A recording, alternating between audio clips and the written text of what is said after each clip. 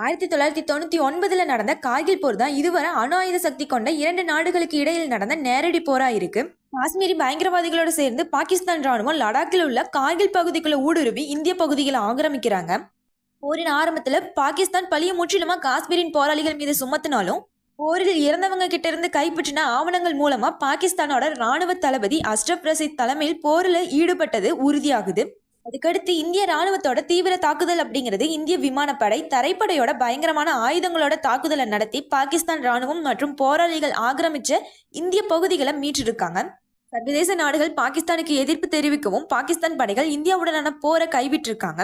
அதுக்கடுத்து பாகிஸ்தான் அரசு கார்கில் பிரச்சனையில தனது ஈடுபட்ட மறுத்து வந்தாலும், கார்கில் போர்ல தீரத்துடன் போரிட்டதற்காக பாகிஸ்தானோட 2 போர் வீரர்களுக்கு மிக உயரிய வீர விருதான நிஷான் இ ஹைதர் விருது வழங்கப்பட்டிருக்கு.